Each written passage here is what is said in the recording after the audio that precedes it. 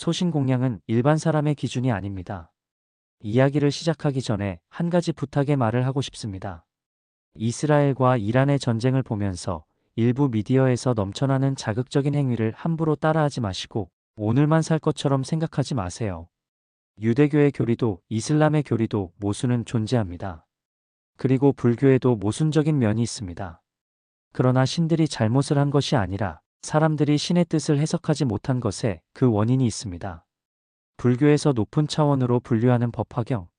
마지막 단계에 이르면 소신공양으로 성부를 선택한 야광보살의 이야기가 존재합니다. 이것은 사람의 기준으로 생각하면 이해가 가지 않고 불가능한 일들 뿐입니다.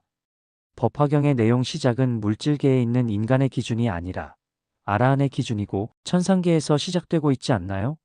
최소한 불교 기본을 배운 후에 석가모니 부처님의 설법을 듣는 대상이 누구인지 파악을 하고 영안이 열려서 환상도 경험한 뒤에 육안으로 보이지 않는 세상이 더 많이 다차원적으로 존재하고 있다는 인식이 확실해질 때 비로소 해석이 되는 일들이 많기 때문에 초보 불자들에게는 권하지 않는 불경책이기도 합니다.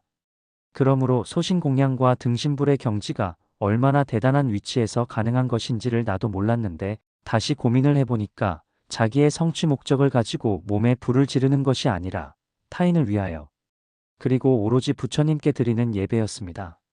일반 사람들이 할 수 있는 것도 아니고 절대로 하면 안 되는 것이라는 생각도 맞지만 그 기준을 넘어 깨달음을 완성하고 각 차원을 모든 관문을 통과한 아라한이 된 다음에 선택을 한 이야기라서 가능하다는 것입니다.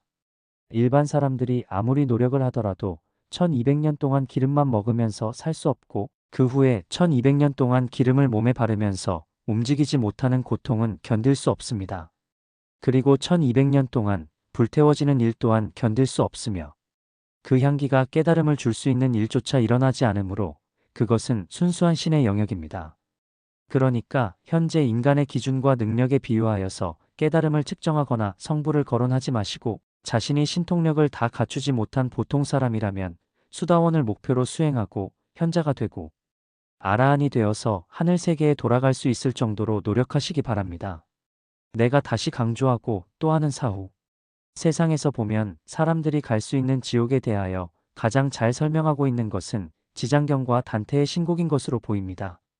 사람의 모습을 한 새가 있는 곳에서 단테가 나무가지를 꺾었더니 비명을 질러서 보니까 자살을 한 사람들이 나무가 되어서 피를 흘리며 움직이지 못하고 있는 고통을 당하는 것을 보았다는 단테가 진짜 지옥을 보았다고 믿어집니다. 나는 천국이 아니라 지옥과 이승의 경계에서 죽어가는 사람들과 죽은 사람, 그리고 동물의 영혼을 더 많이 보고 살았습니다. 그대들은 사람들과 동물들을 아끼고 사랑하면서 살기 바랍니다.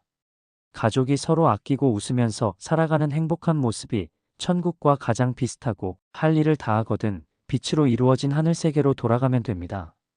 만일 어릴 때부터 천신들과 용꿈들을 꾸었다고 하더라도 꿈에서 구더기들이 쏟아질 때까지 정진하시기 바랍니다. 꿈은 자신의 수행을 알려주는 것이기도 하니까 잘 기억하고 혼자서 많은 생각을 정리하세요.